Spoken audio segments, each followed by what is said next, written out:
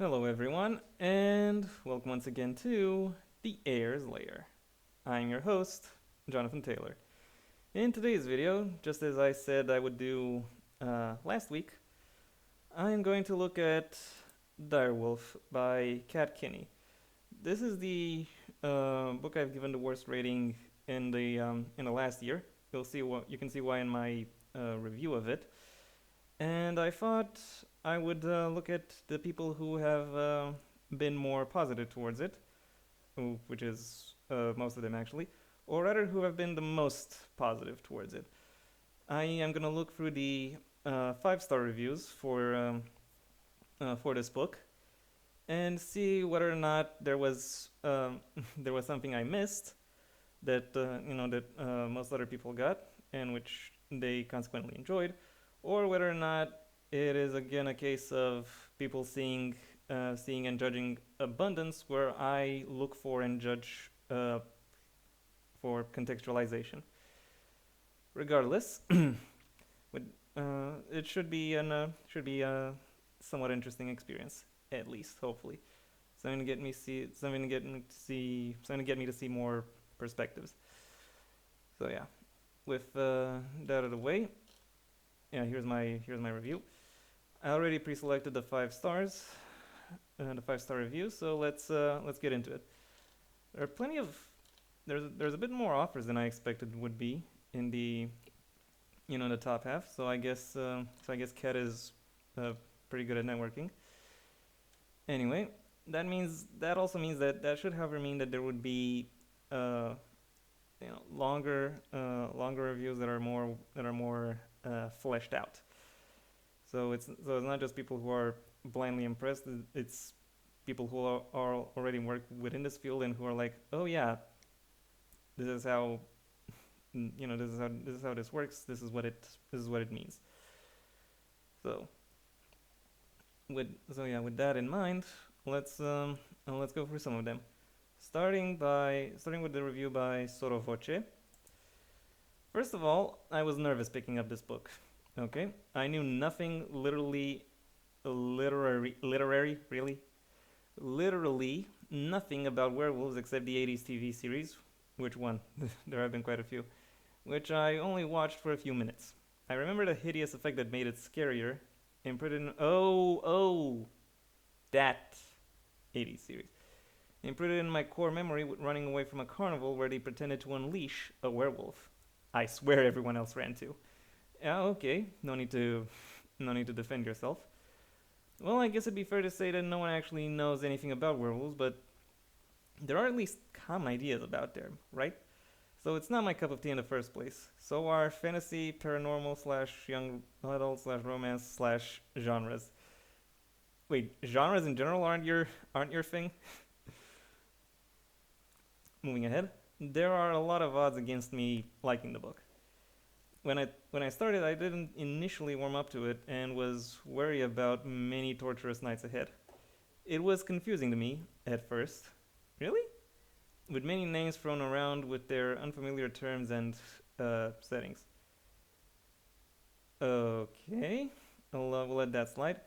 I didn't know what proving, alder, or deer are. I still don't exactly know, but I could still follow along what was going on in that beginning. And a ridiculous image of a wolf carrying a spear in its paw sent a knobby knot on my forehead. Not exactly sure how that works, but going ahead. Besides those and the initial alarming sign of what I thought would be a mushy teenager romance erotica, how much teenage erotica do you read, sort of Oche? I persevered through. It was not hard because I found many things that I enjoyed going on reading. Oh, that's nice. The pace is good. Yeah, okay, I'll agree with that. At times it goes very fast, but unless I was dead tired of too many other useless things in my life, I wanted to continue. Okay, one of the things that floats my boat is that even though this is a fantasy, it doesn't use flowery mundane language. It uses a lot of it. Don't be that guy. Or unreasonable names for its genre.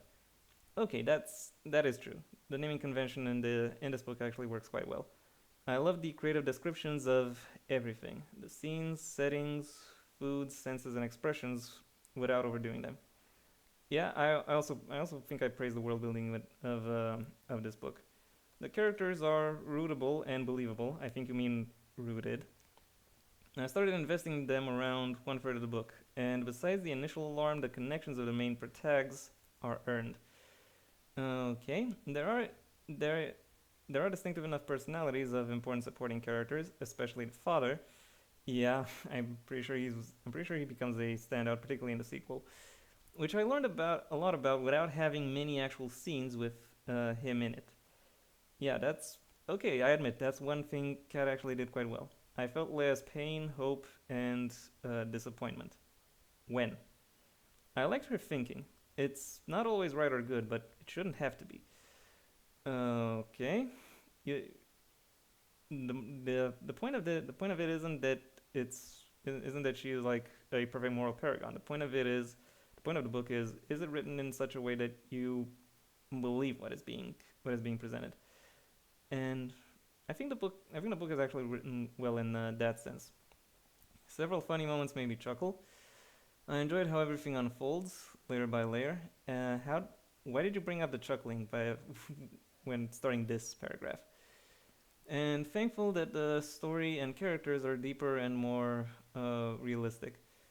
It's a shame the book doesn't really go into them. I wish Astrid is revealed more, but the little scenes she has are impactful. Too many characters clean under their nails with the point of their knives, but I can't expect them to scratch their backsides while trying to act cool. Oh, was that mentioned in the book? Anyway, overall, I really enjoyed this book. It has the recipe with all the ingredients that I don't like, but turns me around just for this for now. You've you've really given it a much. You are very cavalier with your ratings, if I may say so myself. Like really, if it has lots of things you don't like, but then say it all works out, but don't really. Uh, anyway, this teaches me that there is no reason to shy away from any genre, as again, paranormal young adult fantasy is not something I normally touch with a long pole, but I'm glad I did. I appreciate the storytelling, the message the story tries to convey using rootable. What do you mean by rootable characters? Like, I can almost smell and see the world. Yeah, I already said that that is done well. I have issues with other parts of the book. Issues that somehow Soto has completely ignored. Anyway, I can relate it to problematic human nature through an unusual way to tell it. Maybe not to others, but uncommon for me, a virgin in the genre. Okay, let's see what Misty Mount has to say. Dyrwolf Book 1 is an adventurous YA werewolf tale starring young Leah Wilder. Should it be should it be starring in this context? Anyway, who has lived amid a war amidst between the humans and the shapeshifters for as long as she's known.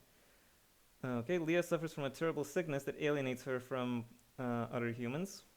Okay, I have some issues with how that sickness is portrayed, but that's beside the point. Leaving her feeling like she doesn't fit in. When she meets Henrik, a direwolf, the definitive line between good and bad is soon blurred, and it isn't long before she starts falling for him. This is just a summary. I want a review, not a summary.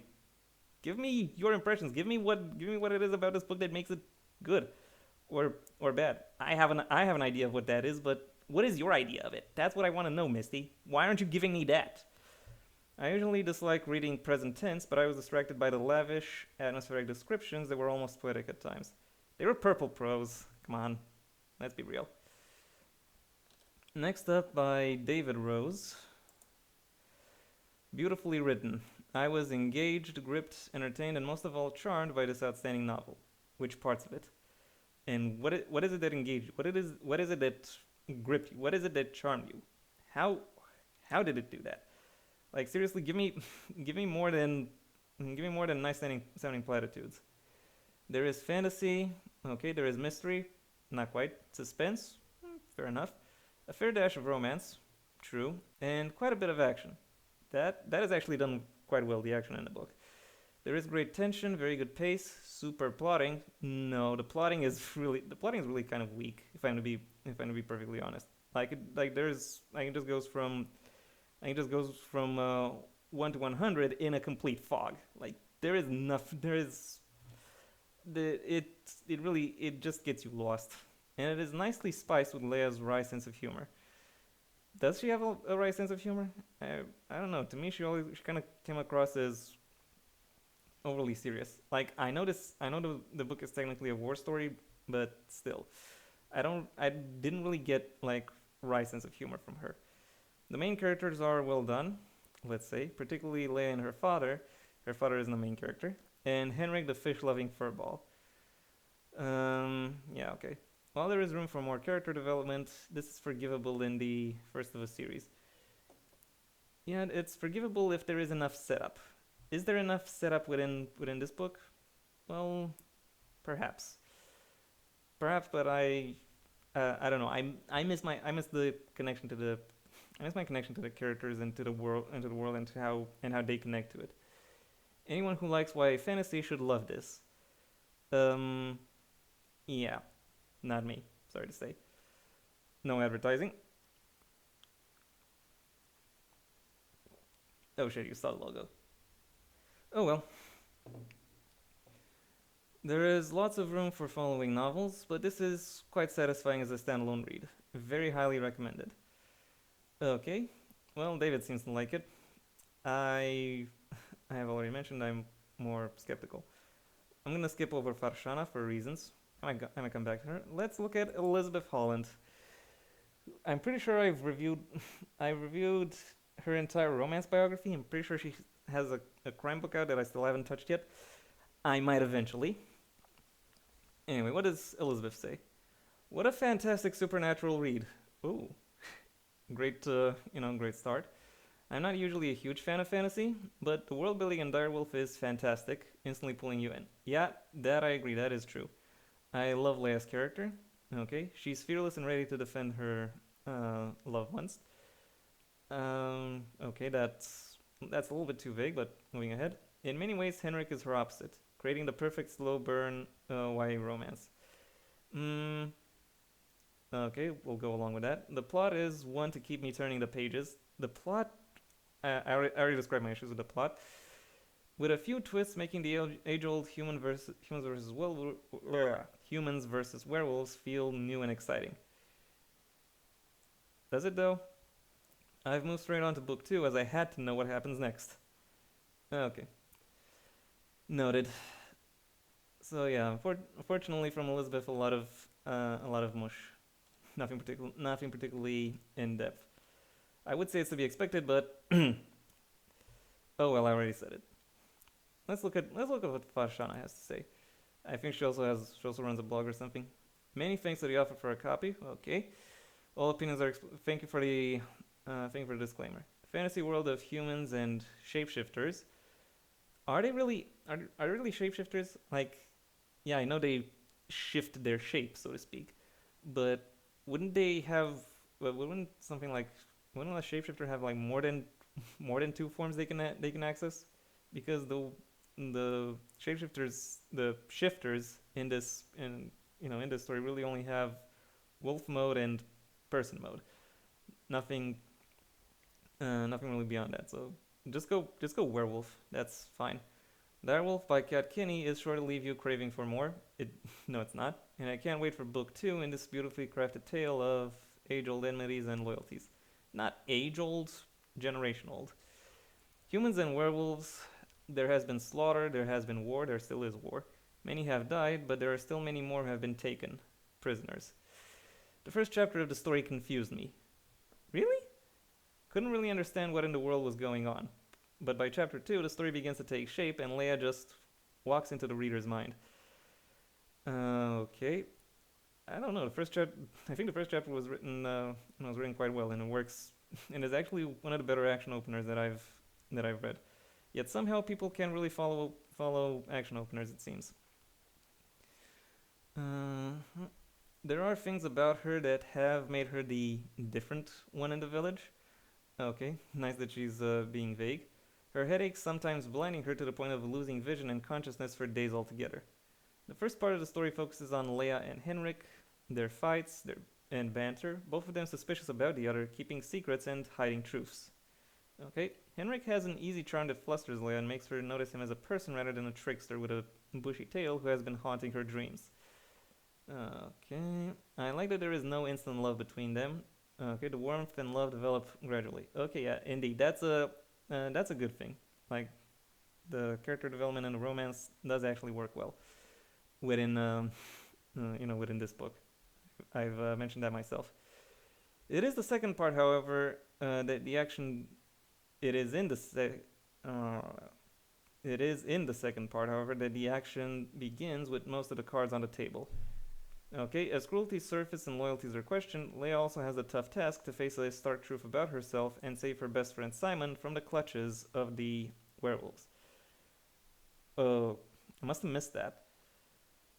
As I said, the book's kind of the book is kind of rushing through the fog, and I can't really figure out what it is, and I couldn't really figure out what it is it says.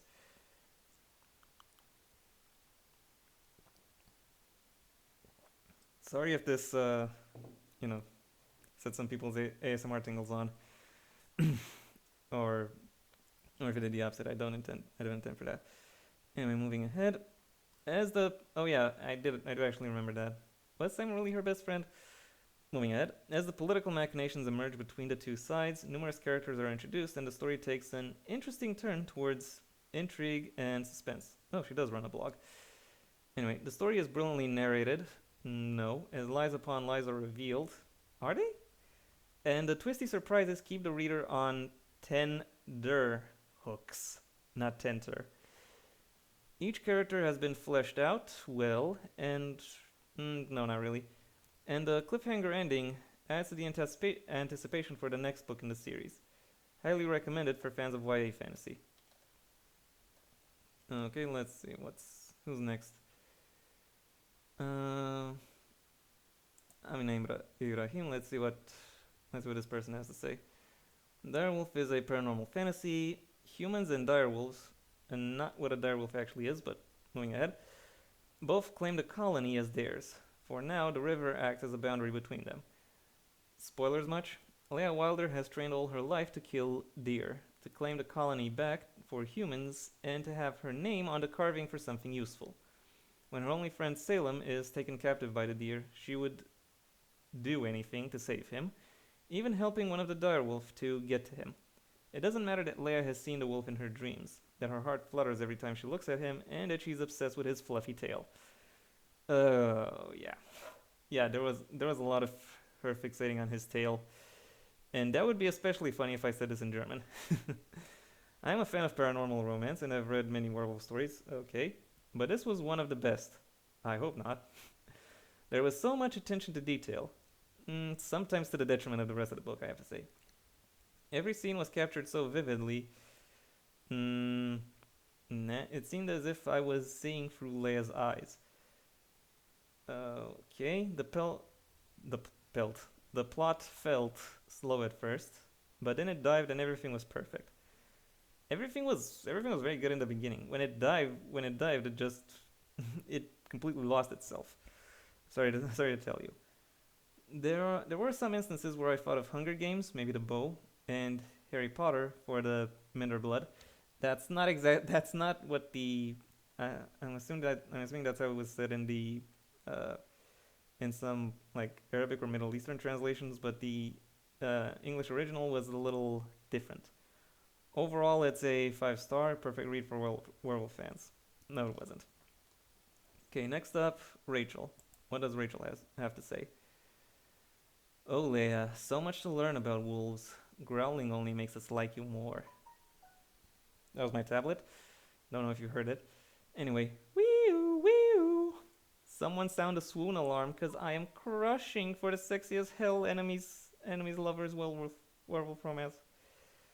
Ugh. Okay. Thanks for putting your bias out, front and center. Dyrwolf is a YA werewolf-inspired fantasy that takes place in a fictional land where a colony of werewolves and a colony of humans have been occupying the same land and fighting over it for decades. Both have a legitimate claim to it, debatable, and there have been deaths on both sides. Well, yeah, that's kind of what a war is. But if the dissenters of the werewolf colony and the humans can forgive the wrongs of the past, they just might be able to find a way to live in peace. Leia's on the human side. She and her mother were attacked by werewolves when she was a child, and as a result, she suffers from a... Was it ever mentioned, actually, that the headaches were because of that attack? And I don't think so. These headaches were described in such visceral detail, I had to stop reading to make sure I wasn't about to get a migraine. Well, yeah, Kat herself goes for migraines, and so this book also counts as unknown voices. And anyway, her insight into that really helps bring that out.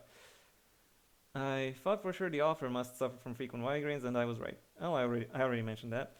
Okay, while the headaches do slow Leia down occasionally, they absolutely do not stop her. When her friend Salem is taken by the wolves, she sets out to get him back. Okay, thanks for recapping the plot. Is it Salem or Simon? People can't seem to really uh, uh, settle on an answer. Maybe someone misremembered it as Simon and it's actually Salem. Anyway, moving ahead. And she sets out to get him back, and finds a wandering white wolf caught in a trap. She knows him from her dreams, and he just might be the key to curing her headaches and saving her friend. Moving ahead. Of course, on their journey back to the wolf colony, much danger, witty banter, and accidental touching happens along the way. Huzzah! Yeah. Anyway, this has unique multi-layered world building. Okay, the world building is done well. It is not presented well, but that's a separate question. Rich characters, not exactly, and a crush-worthy romance, if you say so. Can't wait for the second book. Well, I'm glad you enjoyed it, Rachel. I was more skeptical. Let's see, Samantha Henforn, what does she say? The Hunger Games meets Twilight, but grittier. Yeah, you're only saying that because the main character is a female archer. Like, but there is no other uh, point of comparison between this book and the Hunger Games. And even with Twilight, the connection is at best tenuous. Like, if anything, you could argue that the girl is from a native culture, but that's beside the point. I was spitting imaginary dirt out of my mouth when reading this. Okay, the writing is so stylish and will draw you in with the subliminal wolf references of growls and pack hierarchy. Yeah, don't know what to make of this. The fight scenes are very vivid, true, and all part of the plot. It did actually complement a bit the plotting when in my initial review. And I said it works quite well both as a romance and a war story, but the writing around it was kind of letting it down. Leia and Henrik meet by accident in the forest. Okay, we can say it was by accident. Their journey taking them on a double Stockholm syndrome trip. How does that work? Leia can't go back. She has to sort out her nightmares and headaches, and Henrik can't cross the river. Well, actually he can, but there are consequences for him. The plot unfolds into a war of wolves versus humans with themes of trust, choices, and figuring out relationships. You said nothing! You said nothing! What the hell, Samantha? Anyway, next up, Eve. Eve Koguche. I don't know. I don't know how to speak this name. I think we're mutuals on Twitter, but I can't recall. Anyway, let's look for the review. Leia Wilder is a fighter. She's been fighting all her life. Yeah, that's true. She's been fighting against the enemy, the biggest threat of her people. She's been fighting against the grief of losing her loved ones. I think, yeah, okay, that is true. And if that wasn't enough, there is a continuous battle with her own mind and body, both seemingly trying to betray her from within. Yeah, okay. Leia's life isn't easy. Still, she knows who the enemy is and knows how to fight against it. Against him, against them, maybe, instead of it. That is until she meets one of them. She is supposed to kill him on the spot, but she can't kill Henrik. Not after he shifts from a white wolf, who's been chasing her in her dreams, to a human boy with this stupid barley stalk hair and a sack full of herbs rather than weapons. Leia's life was hell before. Now it becomes even more complicated. Okay. Nice little synopsis, but what are your actual opinions on this book, Eve? There are reasons beyond a mop of barley white hair that make Leia agree to help the enemy. Then there are more reasons why I really like the story besides it being packed with unexpected twists. Again, abundance over context. Get, you know, look at the context. Look at how that is fleshed out. I loved how the author peeled off layer after layer, gradually revealing the true nature of things. Yeah, okay. Both sides of the conflict, human and Deer, transform in front of readers' eyes with every chapter. Not in every chapter, but I will agree there is some level of character development. The story of what happened in the past and what is happening now unfolds as secrets get revealed. And I absolutely loved the immersive writing style. I already fell in love with. I already fell in love with when reading Kat Kinney's Blood Moon Texas Shifters series. Yeah, as I said, she's quite prolific in in werewolf fiction. Uh, I would say that the writing style is immersive, but this was her first book, so there are still some places where she kind of misfires. In Dyrwolf, the language is even richer, with descriptions pulling you into the story.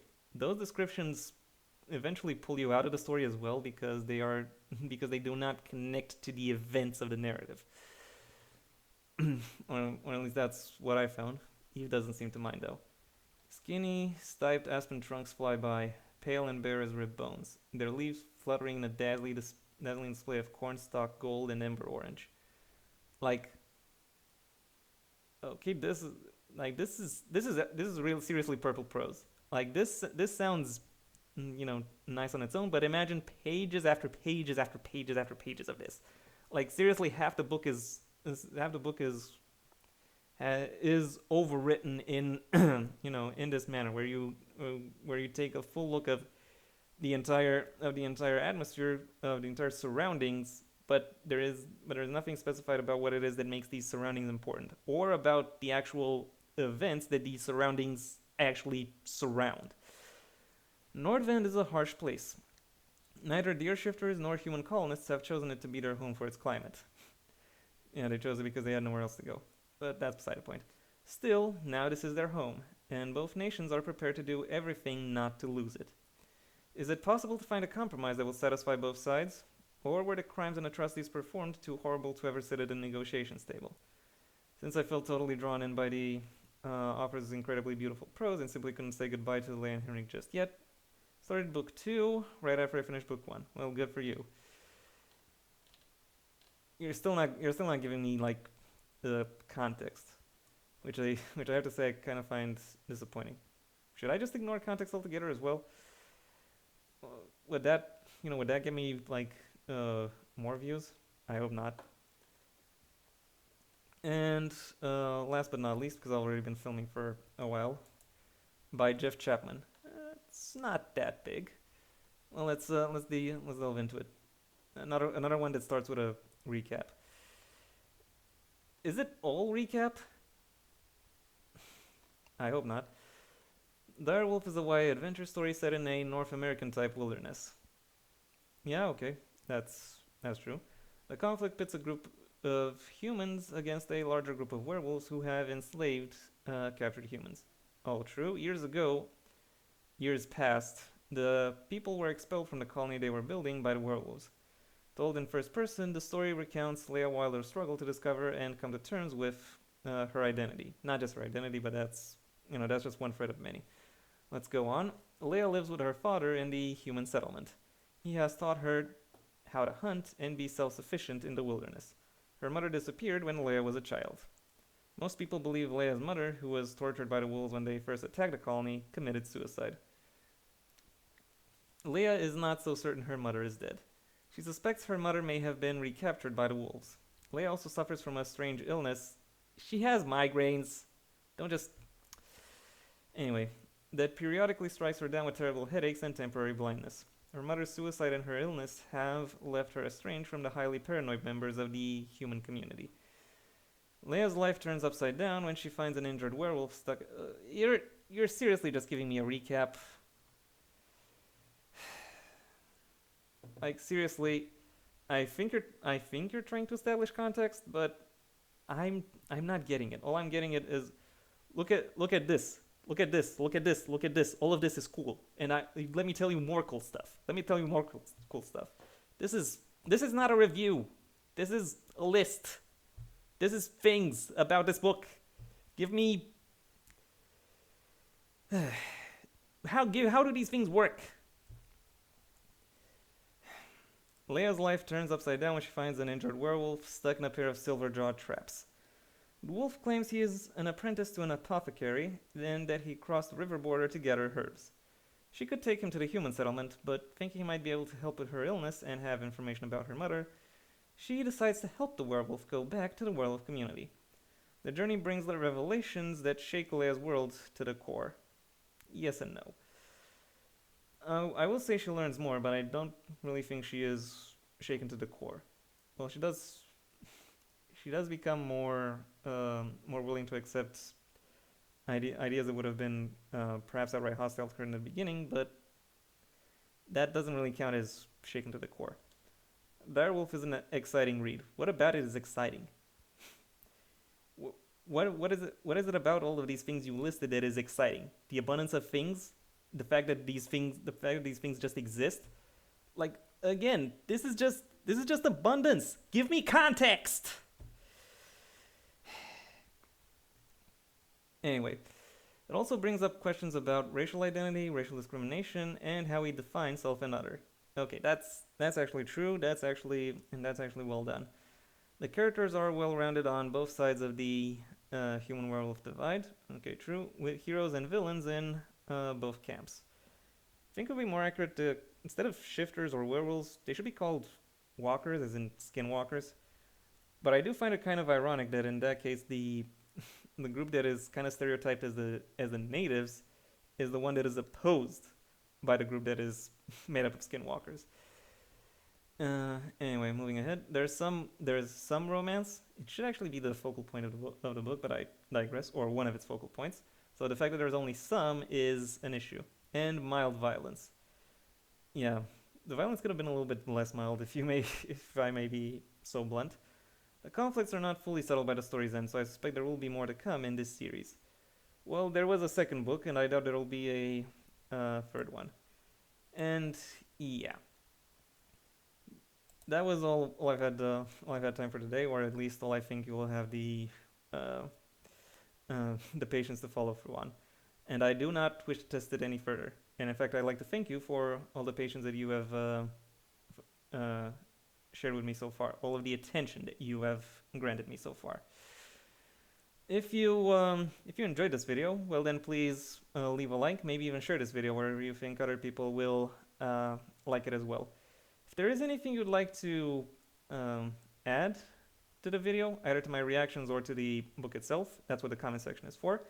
And if you want to see when my next video gets released, well then please subscribe. And ideally also ring the bell or do whatever else YouTube will ask of you in order to keep you notified. My own book, Heir to the Empire: The Next Generation, is available at most major book retailers under a master link in the description down below, right past my social media links, which I also suggest you check out should you choose to. Its sequel is coming soon, by the way. While you're down there, you can also look at my social media links, which also happen to be listed around there, should you choose to. If you do, you will also find my Patreon, in case you want to support me more directly, and maybe you'll also receive perks such as early access to videos and scripts for both this channel and my second one. Until next time, I am Jonathan Taylor, and this has been the Heir's Lair.